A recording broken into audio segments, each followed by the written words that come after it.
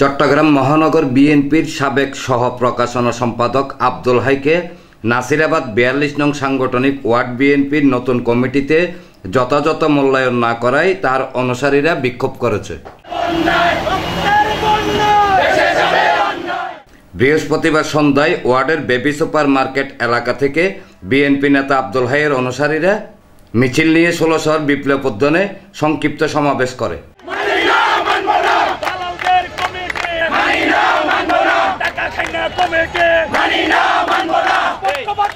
দীর্ঘদিন যাবৎ যারা আন্দোলন সংগ্রামে রাজপথে থেকে হত্যা অবরোধ কর্মসূচি পালন করেছেন, আজকে ওই ধরনের ত্যাগী নেতাদের বাদ দিয়ে যে একটা হালুয়া রুটির একটা কমিটি দিয়েছে, এই কমিটির আমরা নিন্দা জানাচ্ছি।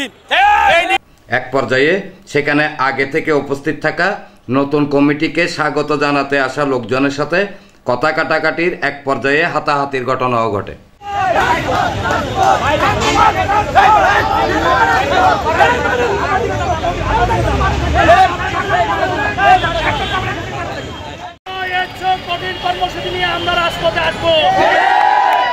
বিক্ষোভ মিছিলের নেতৃত্ব দানকারী চট্টগ্রাম মহানগর স্বেচ্ছাসেবক দলের সাবেক সহসাধারণ সম্পাদক আব্দুল মান্নান ক্ষোভ প্রকাশ করে বলেন, নগর বিএনপির সাবেক এই নেতাকে ওয়ার্ডের সদস্য সচিব না করে সিনিয়র যুগ্ম আহ্বায়কের দায়িত্ব দিয়ে তাকে অসম্মান করা হয়েছে।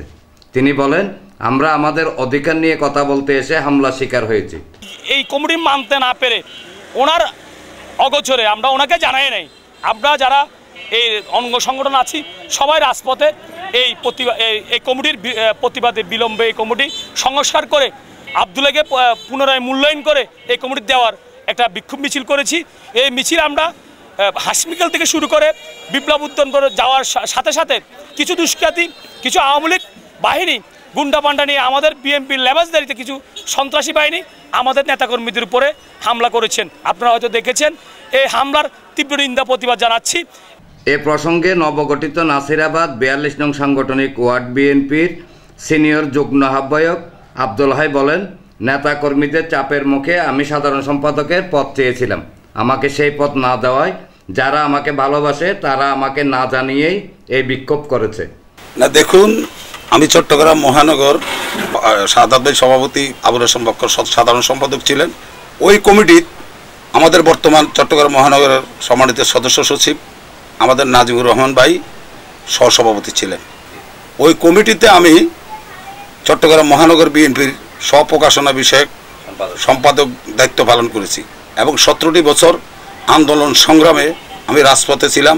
প্রতিটি প্রোগ্রামে আমি মিটিং মিছিল নিয়ে প্রোগ্রামে যোগদান করেছি।